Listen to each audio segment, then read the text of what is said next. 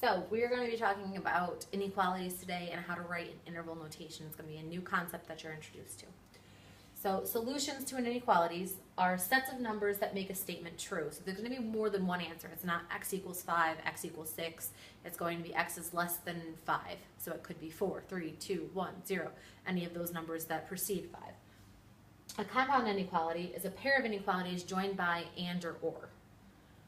Interval notation is a way to express a solution to an inequality, which is what we're going to focus on today. So as far as your very important concepts go, these are what you've seen before. You've seen the inequality signs of less than or equal to, greater than or equal to. We're also going to introduce the concept of negative infinity and positive infinity, which you've seen on a number line. But when we have these as an inequality sign, we want to work with them now in interval notation. So anytime you see in your equation that you have a less than or a greater than, you want to use an open set of parentheses, depending on the number, and we'll see how that gets put into practice. When you graph it, you may recognize and remember from last year that you have an open circle. If it's less than or equal to or greater than or equal to, we're now going to use brackets. So the brackets come into play with the number and where it's going on the number line, along with having a closed circle for graphing it.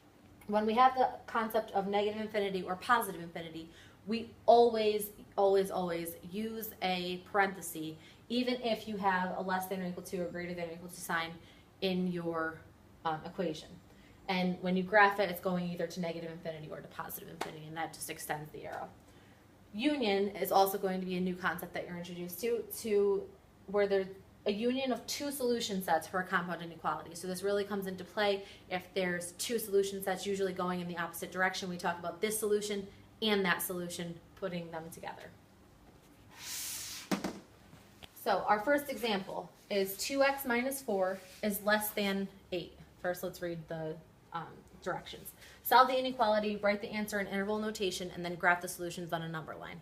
I personally like to graph them ahead of time because then it's easier to write them in interval notation. You'll see what I mean. So 2x minus 4 is less than 8. Just like solving an equation, you add 4 to each side. So 2x is less than 12, divide by 2. So x is less than 6. Now before we write it in interval notation, it's easiest to look on a number line. Notice that your variable is always first, and then you have your number. So on this number line, we need the value of 6. We know that there's numbers, and I'm sure that you can go through and put 5, 4, 3. You don't necessarily need to do that. I know that you can count. So we have, because it's less than, it's an open circle at 6. And because the arrow is pointing in that direction, that's the way that we shade. So now when I write it in interval notation, I have a parenthesis because, again, we always read left to right. We're looking at negative infinity all the way up to the number 6. Those are all the solutions that you can possibly use, from negative infinity all the way up to number 6. So we talk about our start point and our end point. Negative infinity is where we're starting all the way on the left. 6 is where we're ending. That's our end point. We have an open parenthesis because that is for anytime you have an infinity sign. And we have a parenthesis here for 6 because it's a less than sign. Now if you recall in the VIX, if we have a less than or a greater than, we're using a parenthesis. Our second example is 3x minus 8 is less than or equal to 5x plus 7. So now we have x's on both sides. You always want to try and put the x on your left-hand side. So we subtract 5x from both sides. So I get negative 2x minus 8 is less than or equal to 7. I just brought that down. I'm going to add 8 to each side. So I have negative 2x is less than or equal to 7, and 8 is 15. Now, in order to get x by itself, I need to divide by a negative 2. When you divide by a negative, and you're talking about an inequality, don't forget you have to flip the sign. So we divide by this negative 2. So we have x by itself, but instead of less than or equal to, we now have greater than or equal to. That's a major concept. Negative 15 halves. Negative 15 halves goes on our number line. You shade in the direction of the arrow as long as your variable is first. And my start point, because I read left to right, is negative 15 halves. My end point is positive infinity. So here I have negative 15 halves, and it's going to positive infinity. Because I have a greater than or equal to sign, I use a bracket. And again, if I'm going to infinity, I always have a parenthesis.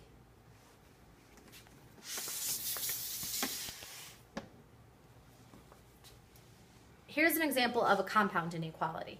Notice that there's two inequalities in the same line or same equation. In order to work with this, we want to separate it into two equations. This middle part, this 7x minus 2, is being shared with the -5, and it's being shared with the 12. So we break it apart, like we said, to two equations. So I have -5 is less than 7x minus 2, and my other equation is the 7x minus 2 is less than or equal to 12. You solve these two equations separately, and then they'll ultimately get put together. So I add 2 to each side. So I have 7x, well, -3 is less than 7x, divide by 7. So I have -3/7 is less than x. But again, I want the variable on the left-hand side. So I flip that, but I have to make sure that I switch the sign as well. So x is greater than -3/7. And I go and I solve for this side. I add 2 again to each side. 7x is less than 14. Divided through by 7. X is less than or equal to 2. I already have the x on the left-hand side, so I leave it. When I graph this number line, x is greater than -3/7. So I want to make sure that I start with an open circle at the -3/7 and that I'm going in this direction because I want to go on forever. But over here, it talks about x being less than or equal to 2, which is going to give you a closed circle, and the arrow's pointing that way, so I'm going back this way. They kind of collide. This shared space is what your solution set is going to be. Your starting point and your ending point, again, reading left to right, is -3/7 to 2. So I have -3/7, comma 2. That's my start point and my end point. Now my starting point has an open circle or a greater than sign, so I'm going to use a parenthesis. For the 2, x is less than or equal to 2, it's less than or equal to, so I have the closed circle, but it's also going to be represented as a bracket. So here, depending on what inequality symbol you have, you either have parentheses or brackets. In this case, we had both. If this one were a less than, that would be an open circle, and it would both have parentheses, but we'll keep it as it was. And that's solving inequalities.